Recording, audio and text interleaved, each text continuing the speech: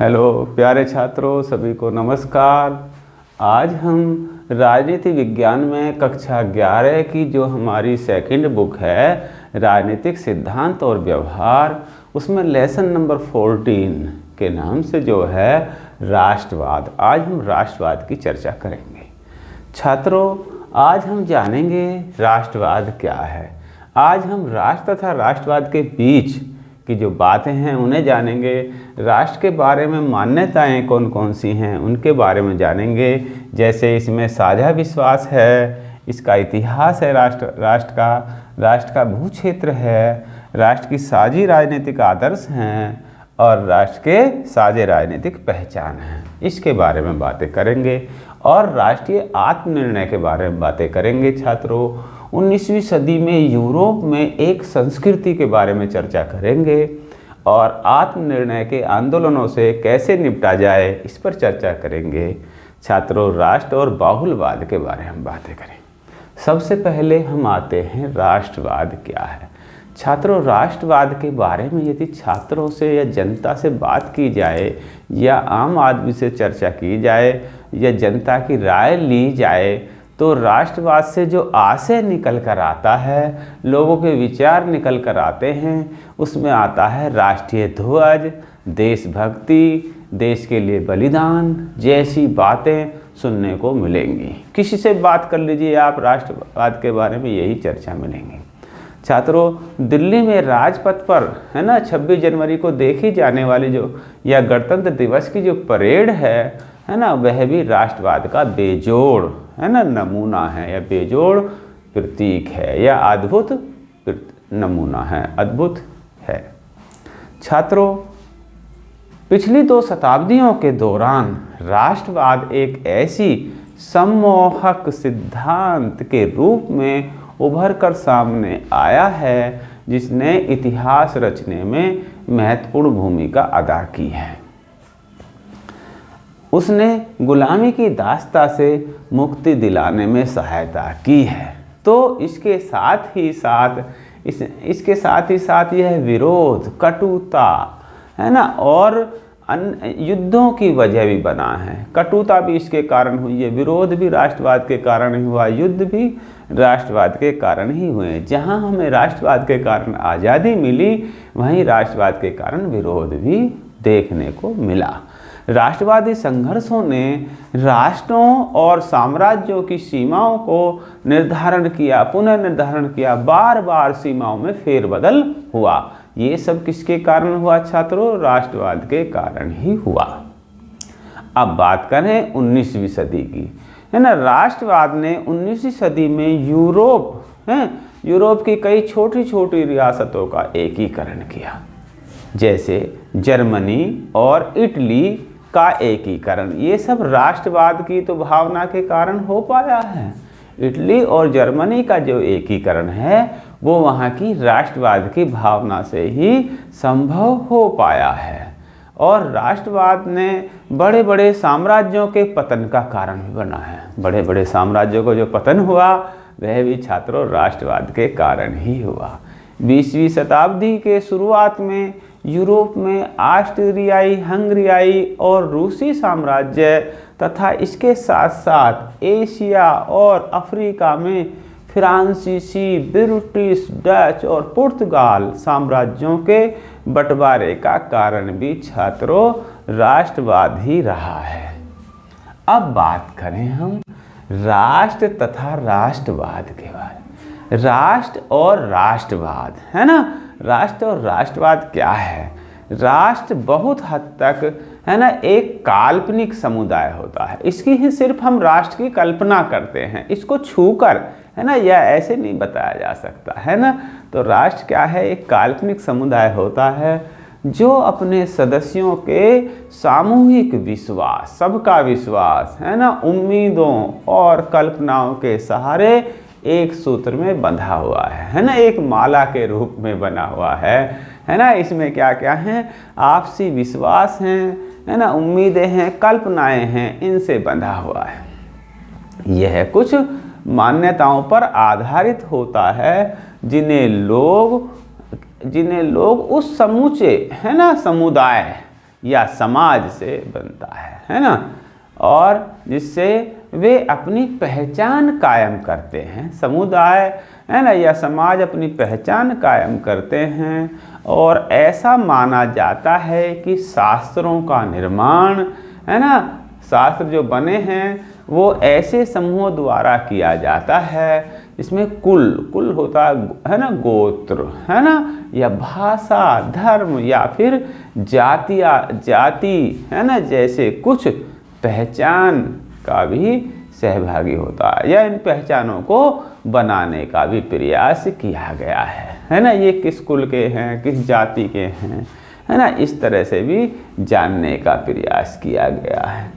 छात्रों, अब बात करें राष्ट्र के बारे में मान्यताएं, विचारधाराएं, है ना, धारणाएं। मान्यताओं की जगह धारणाएं या विचारधाराएं भी लिख सकते हैं, है ना, क्वेश्चन कैसे भी आ सकता है। अब इसमें सबसे पहली बात कर रहे हैं हम साझे विश्वास की। साझे विश्वास कैसे होते हैं राष्ट्रवाद में? साझे विश्वास में एक राष्ट्र का अस्तित्व तभी तक बना रह सकता है, कब तक? जब तक कि है ना उसके सभी सदस्यों को यह विश्वास होता है कि हम एक साथ हैं। तो साझे विश्वास में क्या हो गया? उसके सभी सदस्यों को जब तक यह विश्वास है कि हम सभी एक साथ हैं, तब तक ही राष्ट्र कायम रहता है। नेक्स्ट बात करें इसके इतिहास की। इतिहास में देखने को मिलता है ना क्या क्या है, उसमें कुछ कहानियाँ, किंवदंतियाँ हैं, है ना। व्यक्ति अपने आप को एक राष्ट्र मानते हैं, उनके अंदर स्थायी पहचान की भावना भी होती है। जो व्यक्ति अपने आप को राष्ट्र मानते हैं उनके अंदर एक स्थायी पहचान की भावना होती है। देश की स्थायी पहचान का ढांचा पेश करने के लिए वो क्या करते हैं? कुछ विचारधाराएं, कहानियाँ, किंवदंतियाँ, स्मृतियाँ तथा ऐतिहासिक इमारतें जैसे लाल किला, ताजमहल, है ना, और कुतुब मीनार, ये हमारी ऐतिहासिक इमारतें, इनसे भी इतिहास के बारे में जानकारी मिलती है ना। इमारतों तथा अभिलेखों की रचना के जरिए, है ना, स्वयं राष्ट्र के इतिहास का बोध या ज्ञान कराते हैं या उसकी रचना करते हैं। इस प्रकार से बताते हैं कि हमारा इतिहास इतना पुराना है, हमारा राष्ट्र तब से है, इस तरह की अन्य बातें भी होती हैं। अब राष्ट्र के बारे में भू क्षेत्र का क्या काम है? एक निश्चित, है ना, जैसे हम एक कमरे के अंदर है तो ये सारा हमारा कमरा, ऐसे ही एक निश्चित भू क्षेत्र है ना हमारे राष्ट्र का।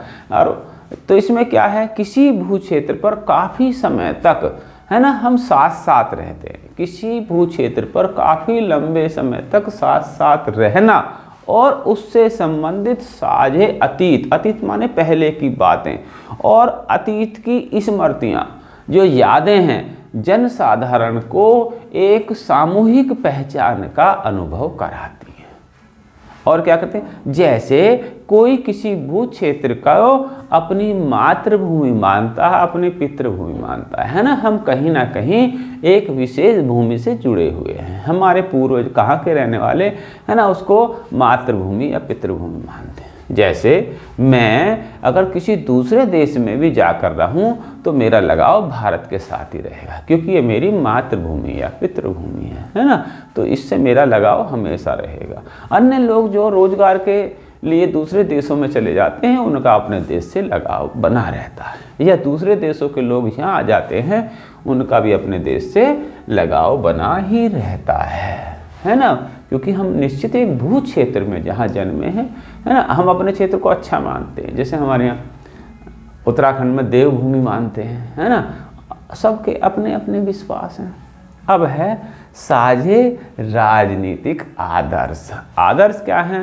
राष्ट्र के सदस्यों की एक साझा दृष्टि होती है, एक साझी विचारधारा होती है ना, और वे किस तरह का राज्य बनाना चाहते हैं, उनकी किस तरह का राज्य बनाने की कल्पना है ना, कैसा चाहते हैं। हम भी चाहते हैं हमारा राज्य अच्छा हो, और वे क्या चाहते हैं? लोकतंत्र, धर्मनिरपेक्षता और उदारवाद जैसे मूल्यों और सिद्धांतों को स्वीकार करते हैं। इन शर्तों के साथ साथ ही, है ना, कहाँ जाना है, कहाँ रहना है, ये चाहते हैं। तो हम अपने राष्ट्र निर्माण के बारे में कुछ साझे राजनीतिक आदर्शों की कल्पना करते हैं। उनके अनुसार हम अपने राष्ट्र या राज्य का निर्माण करना चाहते हैं।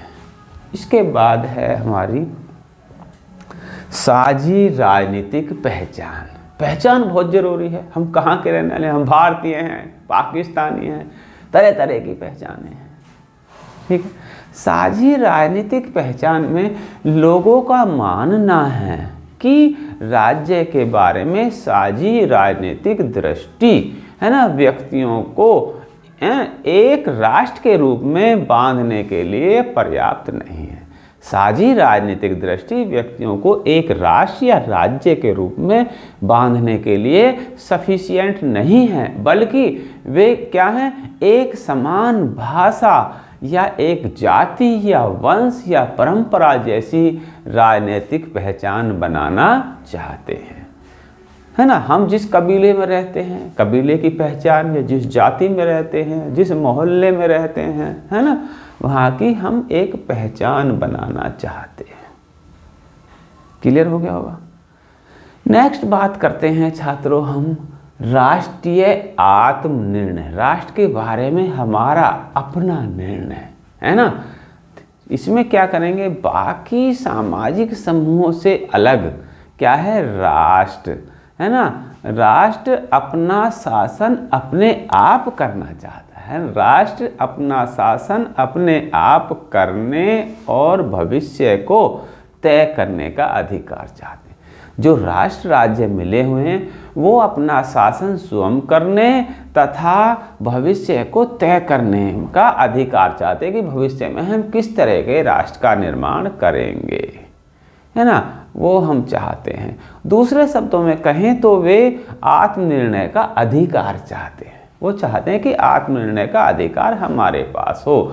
आत्मनिर्णय के अपने दावे में राष्ट्र, है ना, राष्ट्र या राज्य अंतर्राष्ट्रीय समुदाय से मांग करता है। क्या मांग करता है कि उसके प्रत्येक राजनीतिक इकाई या राज्य के दर्जे को मान्यता दी जाए, या अंतर्राष्ट्रीय समुदाय उसके राष्ट्र या राज्य की मान्यता को स्वीकार करे, है ना।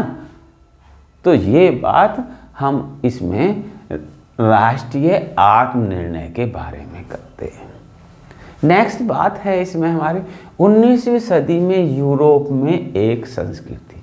19वीं सदी में, है ना, यूरोप में एक संस्कृति के बारे में जानेंगे हम। क्या है, एक राज्य की मान्यता ने जोर पकड़ा। एक राज्य की मान्यता कैसी, वारसा की संधि। वारसा की संधि सुना होगा।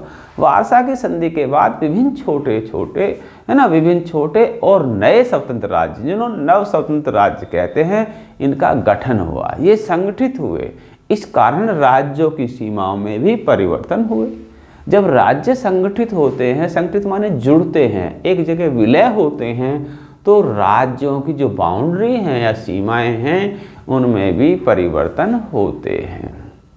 और इस कारण से, है ना, बड़ी जनसंख्या का विस्थापन हुआ। लोग इधर से उधर होते हैं, है ना। और कुछ लोगों को तो सांप्रदायिक हिंसा का शिकार भी होना पड़ा। लोग मार दिए गए दूसरे समाजों द्वारा, आप इतिहास में पढ़ते हैं। और क्या है, अलग अलग सांस्कृतिक समुदायों की अलग अलग राष्ट्र मिले। लोगों की विचारधारा है कि हमें अलग अलग संस्कृति के अनुसार अलग अलग राष्ट्र मिले। यह ध्यान में रखकर सीमाओं को बदला गया। पर क्या ऐसा संभव है? क्या ऐसा करना मुमकिन नहीं हो पाया? कहने को तो बात आसान है कि एक संस्कृति के लोगों को एक जगह रख दो, एक राष्ट्र बना दो, परंतु ऐसा करना मुमकिन नहीं है, क्योंकि एक राष्ट्र राज्य में एक से ज़्यादा संस्कृति पाई जाती हैं, एक से ज़्यादा नस्ल और संस्कृति के लोग रहते हैं।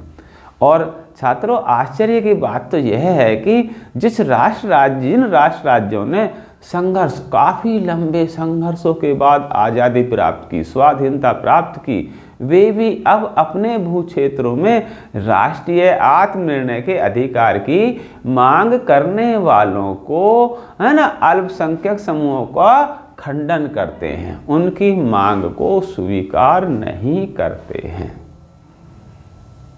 अब बात आती है आत्मनिर्णय के आंदोलनों से कैसे निपटा जाए। आत्मनिर्णय के जो आंदोलन उठते हैं उनसे कैसे पार पाया जाए।